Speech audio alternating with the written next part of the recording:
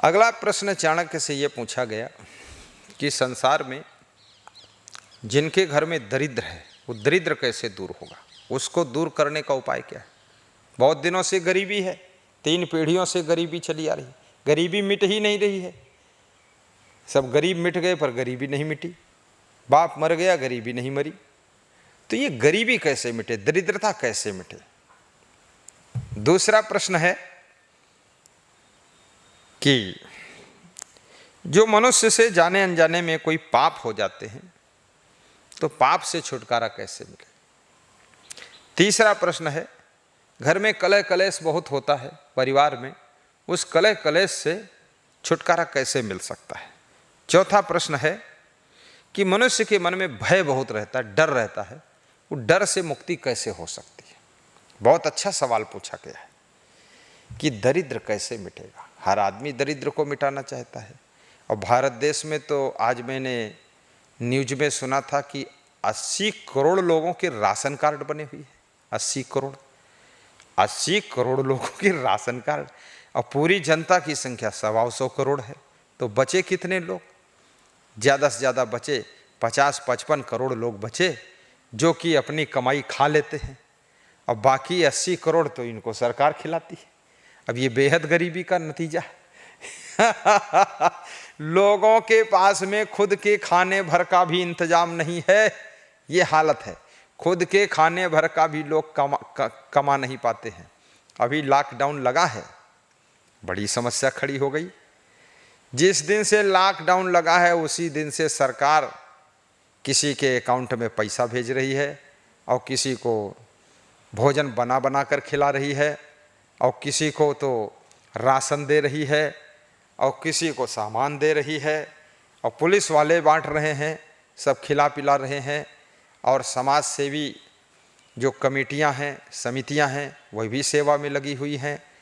बहुत से लोग इसमें दान भी दिए हैं गरीबों के लिए। तो हमारे देश के अंदर कितनी दरिद्रता है, तो दरिद्रता कैसे मिटेगी। चाणक्य ने बहुत वर्ष पहले ये बता दिया है। क्या बताया, क्या बताया। उद्योग नास्ति दारिद्र्यम जपतो नास्ति पातकम मौने चा कलहो नास्ति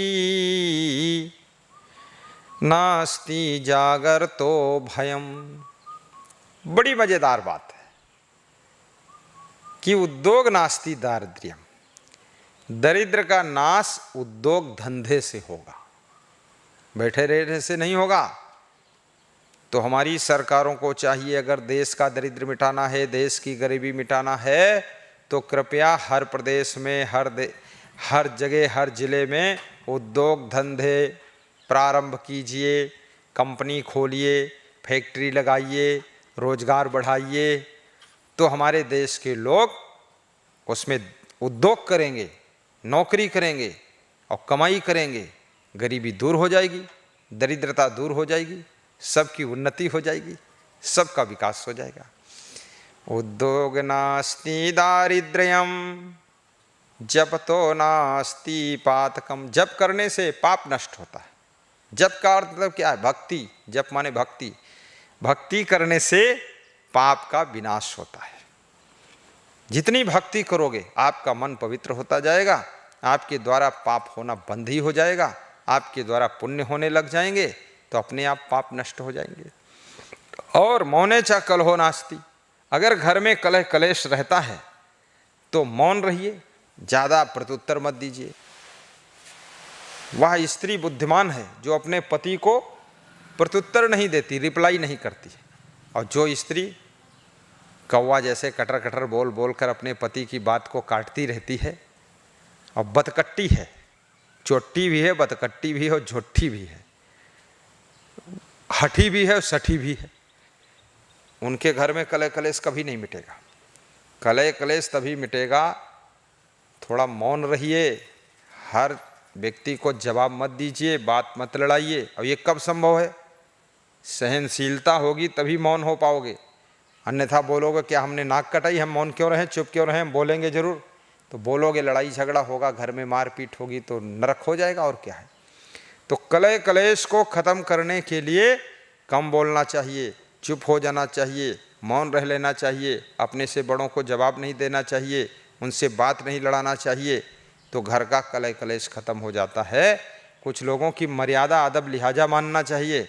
ऐसा क्रोध और जोश खरोश नहीं दिखाना चाहिए कि हम किसी को समझते ही नहीं हैं, क्या कर लेंगे हमारा वो।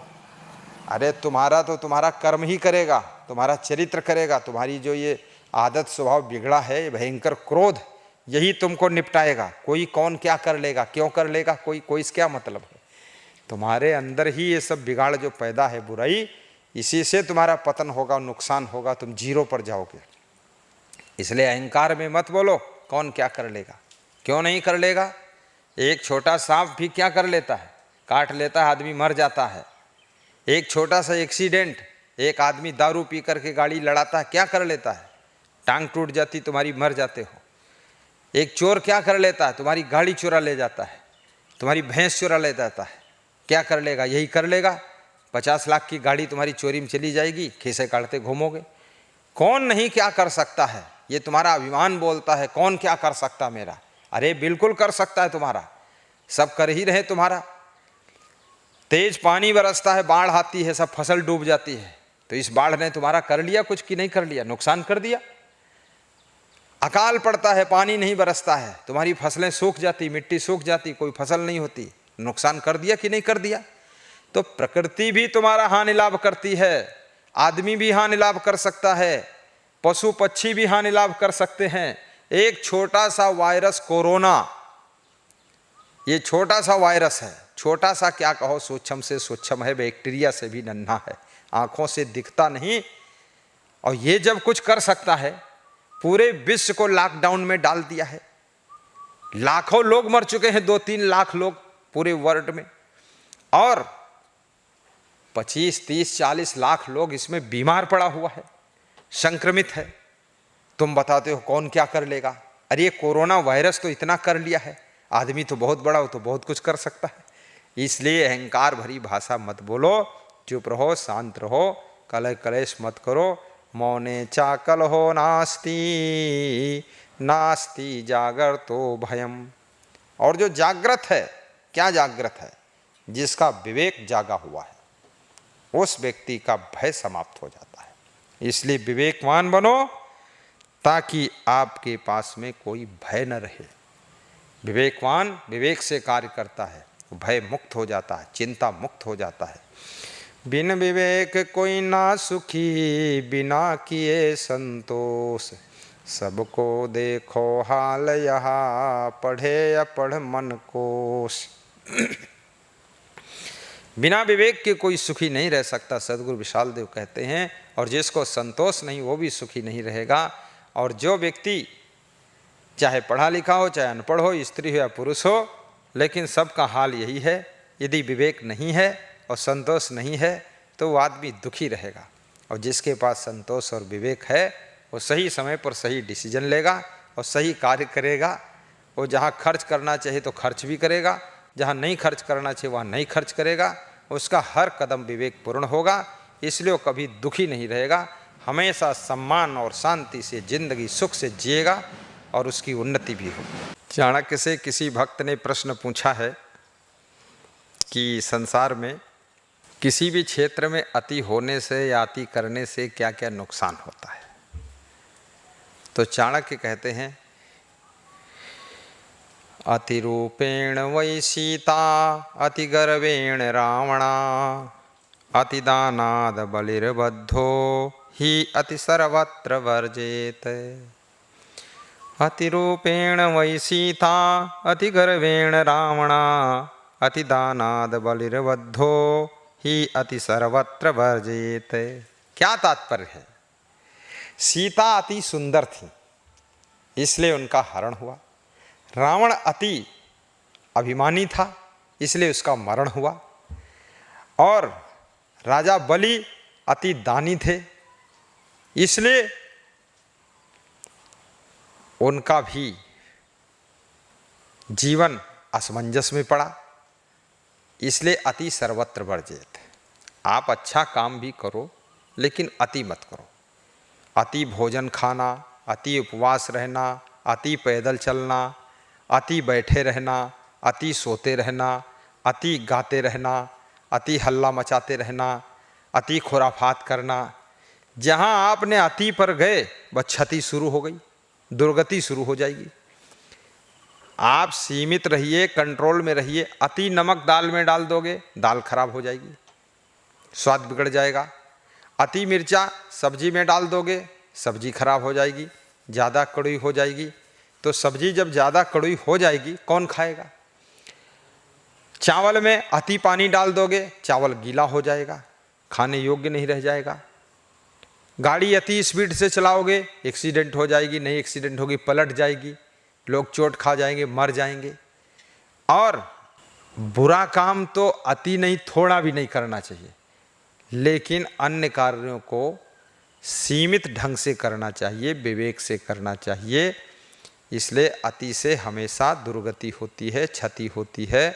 और अति कर दोगे, अति बोलोगे तुम्हें लोग बकवासी कहेंगे, अति चुप रहोगे तुम्हें बुद्धू कहेंगे, और अति सोओगे तुम्हें कुंभकर्ण कहेंगे, और अति अहंकार दिखाओगे तुमको लोग रावण कहेंगे। तो कृपया मध्यम जीवन जियो। महात्मा बुद्ध ने भी कहा है कि मध्यम जीवन जीना चाहिए, और मध्यम जीवन बड़ा सुखदायी जीवन होता है। अतिरूपेण वै सीता अतिगर्वेण रावणा अतिदानाद बलिर्बद्धो ही अति सर्वत्र वर्जेत। तो सभी जगह अति करने के लिए मना किया गया है। बहुत बहुत धन्यवाद। आगे का प्रश्न है, बहुत अच्छा प्रश्न पूछा है। मनुष्य के कुल में, परिवार में वह कौन सा पुत्र होता है जो कि पूरे कुल परिवार को सम्मानित करता है? और उसके लिए क्या उदाहरण दिया है चाणक्य ने? तो चाणक्य कहते हैं, एकेन अपि सुवृक्षेण पुष्पतेन सुगंधिना वासितम स्याद वनम सर्वम सुपुत्रेण कुलम यथा। बड़ा मार्मिक श्लोक है। जैसे एक भी सुगंधित फूल वाले वृक्ष से संपूर्ण वन सुगंधित हो जाता है, ऐसे ही अच्छे लड़के से पूरा कुल कुटुंब आनंदित हो जाता है। एक अगर शिष्य अच्छा है, वो एक शिष्य पूरे संत समाज को, पूरे साधु समाज को आनंदित कर देता है, आह्लादित कर देता है। और एक भी पुत्र अगर आपके परिवार में सुसंस्कारी है तो पूरे परिवार को अपने कृत्यों से सम्मान दिलाता है, आदर दिलाता है। ऐसे ही किसी छोटे से वन में अगर एक भी सुगंधित फूलों से लदा हुआ वृक्ष है, हवा जब चलती है तो पूरा वन सुगंधित हो जाता है। इसलिए आप किसी के पुत्र बनो तो गुणवान पुत्र बनो, शिष्य बनो, गुणवान शिष्य बनो, क्योंकि तुम्हारी वजह से पूरे आश्रम की उन्नति हो, तुम्हारी वजह से पूरा साधु समाज सुखी हो।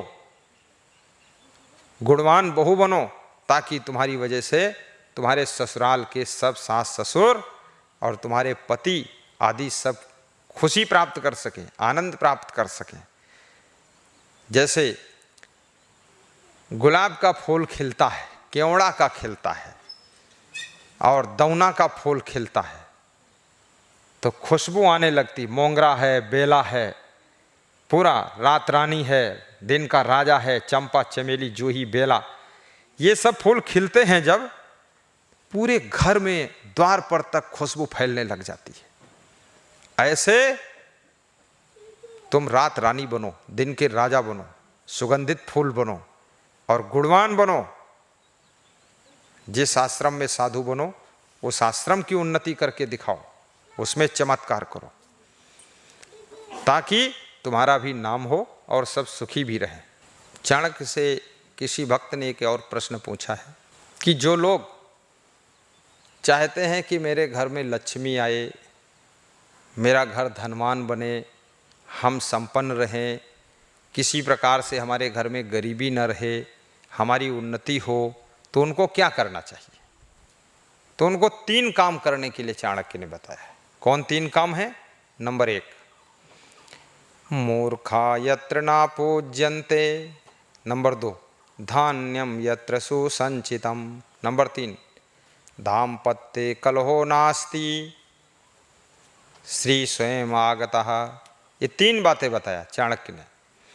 नंबर 1 क्या बताया कि मूर्खा यत्र ना पूज्यन्ते, जिसके घर में कोई मूर्खता का काम नहीं करता है और मूर्खों का सम्मान नहीं होता है, और जिसके घर में मूर्ख की पूजा नहीं होती और मूर्ख की कोई वहाँ पर स्थिति नहीं है, मूर्ख के लिए जगह नहीं है, उस घर में लक्ष्मी आती है। और जिस घर में मूर्ख जितने ज़्यादा होंगे, मूर्खों का आदर होगा, उल्टा पलटा कर्म करे फिर भी उसका आदर सम्मान हो रहा है, उस घर में जो है पूरा गरीबी रहेगी और लक्ष्मी रूठ कर चली जाएगी। मूर्खा यत्र ना पूज्यन्ते, इसलिए अगर तुम धनवान बनना चाहते हो तो मूर्खों की पूजा मत करो, मूर्खों का सम्मान मत करो, मूर्खों का आदर मत करो। जो अज्ञानी हैं उनका आदर मत करो, ज्ञानी का आदर करो, बुद्धिमान का आदर करो। मूर्खा यत्र ना पूज्यन्ते धान्यम यत्र सुसंचितम। और जो लोग अपने घर में अन्न का अपमान नहीं करते, अन्न के एक एक दाने को संग्रहित करके संभाल कर रखते हैं, अन्न के एक एक दाने को, उस घर में शांति रहती है, उस घर में शांति रहती है और संपत्ति भी रहती है, उन्नति भी होती है। और वो घर हमेशा विकास करता है, उस घर में लक्ष्मी की कृपा रहती है। और जिस घर में दंपति जीवन में अर्थात पति पत्नी के जोड़े में कलह कलेश नहीं होता है, लड़ाई झगड़ा नहीं होता है, परस्पर सब प्रेम से रहते हैं, उस घर में लक्ष्मी की कृपा रहती है, वहाँ गरीबी नहीं रहती। और जिस घर में सब मनमानी करते हैं, एक दूसरे के पास बैठते नहीं हैं, एक दूसरे से बात नहीं करते हैं, एक दूसरे से मिलते जुलते नहीं हैं, आपस में प्रेम स्नेह नहीं है, मूडी डूडी बने हुए हैं, न जाने कहाँ नागपुर में घूम रहे हैं, बोरा ढो रहे हैं, न जाने कहाँ मक्का की खेत में घूम रहे हैं, वहाँ खीसे काट रहे हैं, आधी रात के दूसरे के द्वारे खड़े हैं। इस तरह के मूर्ख लोग जहाँ रहते हैं, उस घर में लड़ाई झगड़ा भी खूब होगी और उस घर में बिल्कुल दरिद्र आ जाएगा, वहाँ न शांति रहेगी न संपत्ति रहेगी, पूरा दुख ही दुख रहेगा। अगर सुखी होना चाहते हो, संपन्न रहना चाहते हो, तो बस एक ही फार्मूला अपनाइए। क्या?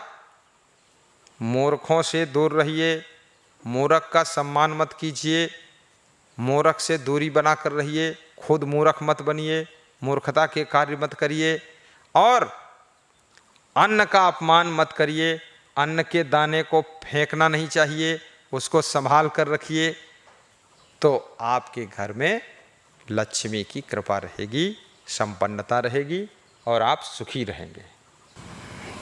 कल्याण का कार्य मनुष्य को कब तक कर लेना चाहिए? कब तक कर लेना चाहिए कल्याण का कार्य? कब तक कर लेना चाहिए? यावत स्वस्थो ही अयम देहो यावन मृत्युस्त दूरितः तावदात्महितं कुर्यात् प्राणान्ते किं करिष्यति, प्राणान्ते किं करिष्यति। बहुत अच्छा है फार्मूला। क्या है?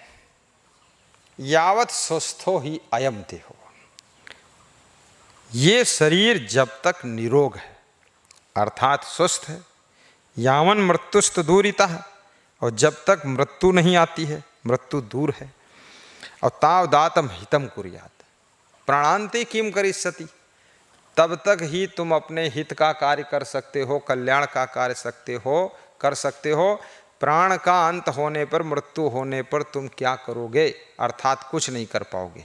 इसलिए जवानी अवस्था में, स्वस्थ अवस्था में, संपन्न शरीर में आपको कल्याण का कार्य प्रारंभ कर देना चाहिए। मरने से पहले ही कल्याण का कार्य प्रारंभ कर देना चाहिए। शरीर को रोगी होने से भी बचाना चाहिए, तब आप अपनी साधना कर सकते हो। जिसका शरीर बहुत रोगी है वो साधना वाधना कुछ नहीं कर पाएगा, वो अपना उसी चक्कर में फंसा रहेगा। और शरीर निरोगी रखना चाहते हो तो कठोर श्रम करो, कठोर मेहनत करो, शरीर से पसीना निकलना चाहिए और शरीर थकना चाहिए, भूख खूब लगना चाहिए, गहरी नींद आना चाहिए, भोजन कम खाना चाहिए, चबा चबा कर खाना चाहिए, और साथ साथ में जंपिंग वाला व्यायाम भी कर लो। अब घंटे 2 घंटे बैठ करके प्राणायाम और नाक सुन्न फुन्न करने से उसमें टाइम बहुत बर्बाद हो जाता है। इसलिए 5-10 मिनट जंपिंग वाला व्यायाम कर लीजिए, एकदम सांस फूल जाएगी और तेज सांस चालू हो जाएगी, कपालभाति अपने आप स्टार्ट हो जाएगी, ऐसे चालू हो जाएगी। उससे जो है आपका स्वास्थ्य अच्छा रहेगा। फेफड़ों में जल्दी जल्दी ऑक्सीजन भी भरना चाहिए और जल्दी जल्दी निकालना चाहिए, आपको हफ भी जाना चाहिए। और ये चुप्पे ढेर जैसा, माटी की धोंधा जैसा यदि बैठे रहोगे तो कभी स्वस्थ नहीं रहोगे। कर्म करो, ज़्यादा सोओगे तो भी स्वस्थ नहीं रहोगे और जल्दी मर भी जाओगे, प्रारब्ध जल्दी पूरा हो जाएगा। इसलिए चिंता भी मत कीजिए। चिंता उन्हीं को नहीं होती जिनका काम सब कंप्लीट रहता है, जिनका काम सब आधा अधूरा पड़ा हुआ है, व्यवस्था सब बिगड़ी सिगड़ी है, उनको चिंता टेंशन खूब रहती। इसलिए आलसी मत बनो, काम अच्छी तरह से करो और एडवांस काम अपना सेटिंग से सब फिट रखो समय पर, तो आपको चिंता कभी हो ही नहीं सकती है। उल्टा पल्टा काम करोगे, विवेकहीन कार्य करोगे, हमेशा तुम टेंशन में रहोगे, चिंता में रहोगे, चाहे जो कुछ करो। सही सलामत रहिए, आपका कल्याण होगा और आपकी उन्नति होगी। एकोपि गुणवान पुत्रो निर्गुणैश्चा सतैवरः, एकश्चंद्रस्तमो हन्ति न च तारा सहस्रशः। जैसे एक गुणवान पुत्र अगर आपके परिवार में है तो वही काफ़ी है, एक ही काफ़ी है, और अवगुणी पुत्र सैकड़ों हैं तो वो सब बेकार है। सैकड़ों मूर्ख लड़कों से क्या हो सकता है? एक अगर बुद्धिमान और गुणवान लड़का है, जैसे एक जलता हुआ दीपक है, तो जलता हुआ दीपक, एक भी दीपक जल रहा है तो उजाला हो जाएगा, दिखाई देगा सब। और सैकड़ों बुझे हुए दीपक रखे हैं तो कोई काम के नहीं, फालतू, उसमें उजाला ही नहीं रहा। खाली संख्या गिन लो कि 100 दीपक हैं। ऐसे जैसे कौरव 100 भाई थे और पांडव 5 भाई थे, लेकिन ये गुणवान थे, 5 भाई गुणवान थे। और कौरवों में अवगुण बहुत ज़्यादा थे, अभिमान बहुत था, क्रोध था, लोभ था, अनीति थी, बेईमानी थी, सब अवगुण भरा हुआ था। इसलिए उनका विनाश हो गया और पांडवों की जीत हो गई, और पांडवों का नाम हुआ, कौरवों का बदनाम हुआ। एकोपि गुणवान पुत्रो निर्गुणैश्च सतैवरः, एकश्चंद्रस्तमो हन्ति न च तारा सहस्रशः। चाणक्य कहते हैं जैसे एक चंद्रमा के उदय होने से पूरे पृथ्वी का अंधकार मिट जाता है, ना कि हजारों करोड़ों लाखों अनंत तारागण उदय होते हैं फिर भी अंधेरा नहीं मिटता है। इसलिए आपके पास में शिष्यों की कितनी भीड़ है कोई मतलब नहीं, पुत्रों की कितनी भीड़ है कोई मतलब नहीं, आपके साथ में कितने भीड़ भाड़ लोग हैं कोई मतलब नहीं। समझदार लोग होना चाहिए, गुणवान होना चाहिए, बुद्धिमान होना चाहिए। एक बुद्धिमान हजारों बुद्धुओं के ऊपर भारी पड़ जाता है, और एक गुणवान लाखों अवगुणियों के ऊपर भारी पड़ जाता है, और एक कलाकार करोड़ों मूर्खों के ऊपर भारी पड़ जाता है। तो एकोपि गुणवान पुत्रो, जिसके घर में एक भी गुणवान पुत्र है, उस घर में ना लक्ष्मी की कमी रहेगी, ना कोई लक्ष्य अधूरा रहेगा, और ना वहाँ गरीबी रहेगी, ना वहाँ दुख रहेगा। वो गुणवान पुत्र उस घर का मान सम्मान भी बढ़ाएगा। गुणवान शिष्य उस आश्रम की भी उन्नति करेगा, उसको आगे बढ़ाएगा। और ये अवगुणी अगर 100-200 शिष्य है लेकिन टोटल अवगुणी है, पक्का मूर्ख है,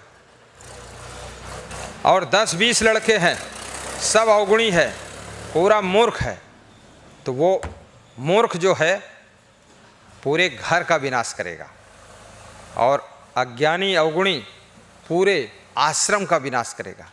मैं कितने आश्रमों में देखता हूँ कि आश्रम में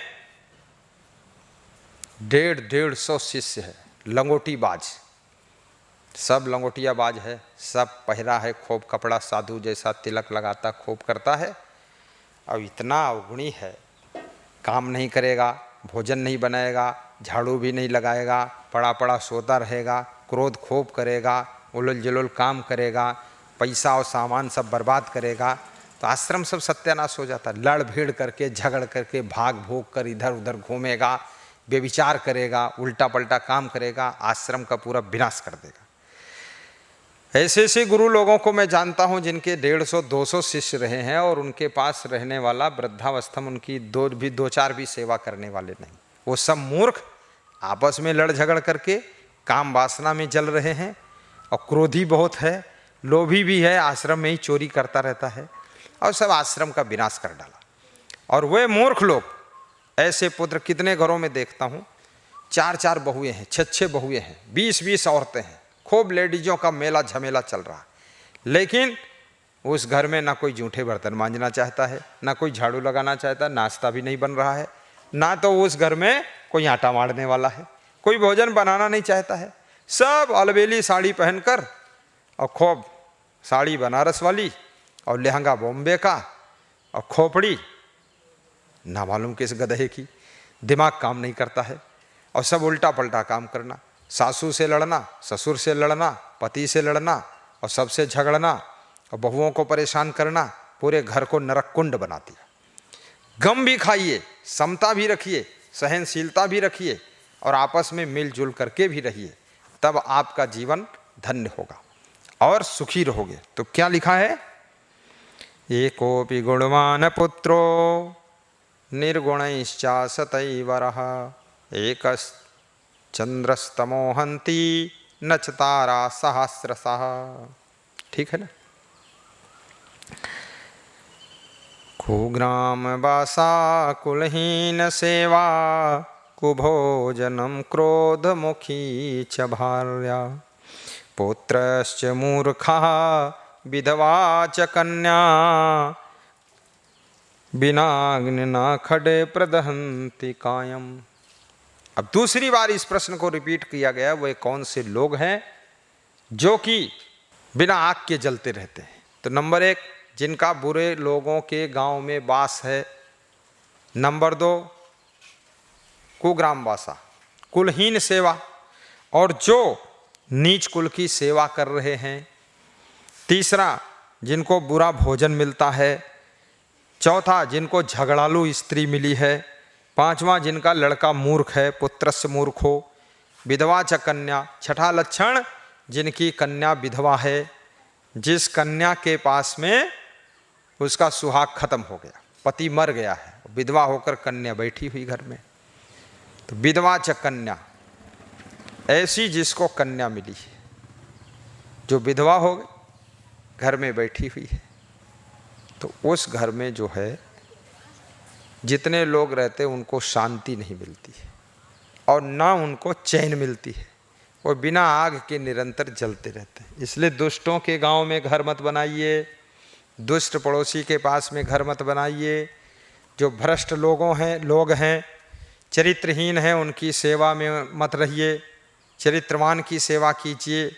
क्रोधी झगड़ालू स्त्री से विवाह मत कीजिए। मेहनत करके उन्नति कीजिए। तो बुरा भोजन मत खाइए, शुद्ध पवित्र भोजन खाइए और इतना पुण्य कमाइए जिससे कि आपके घर में पुत्र भी बुद्धिमान पैदा हों, और इतना पुण्य परोपकार कीजिए जिससे कि आपकी बेटी सदैव सुहागवती रहे और उसका पति बीच में ना मरे, और स्वयं भी ऐसे कर्म करो जो पति पत्नी लंबी आयु तक जी सको। कुग्रामवासा कुलहीन सेवा कुभोजनं क्रोधमुखी च भार्या पुत्रश्च मूर्खो विधवा च कन्या खड्जीवलो बिनाग्निना खडे प्रदहन्ति कायम। ये 6 लोग बिना आग के जलते रहते हैं, अर्थात ये कभी सुखी नहीं होते हैं, हमेशा दुखी रहते हैं।